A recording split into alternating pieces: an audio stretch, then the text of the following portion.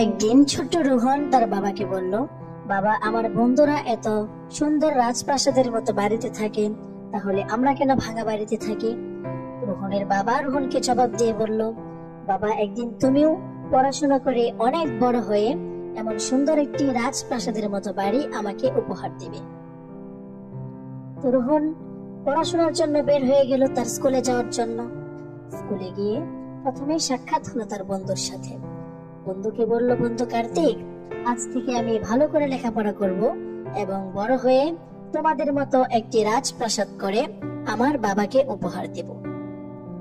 তার বন্ধু তাকে উৎসাহ দিয়ে বলল, হ্যাঁ বন্ধু, এটা তো ভালো উদ্যোগ, আজ থেকে আমিও ভালো করে লেখাপড়া করব।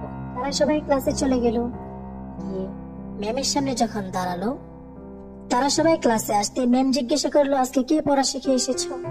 রোহন হাত নাড়িয়ে বলল, ম্যাম, আমি সব শিখে এসেছি।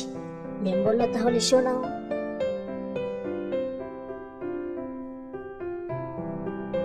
রোহন সুন্দর করে ম্যামকে সমস্ত পড়া শুনিয়ে দিল।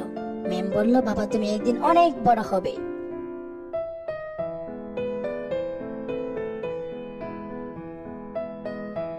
ঠিক একদিন রোহন তার লেখাপড়া শেষ করে তার বাবার স্বপ্ন পূরণ করতে সুন্দর একটি রাজপ্রাসাদের মতো বাড়ি বানিয়ে তার বাবাকে গিফট করলো।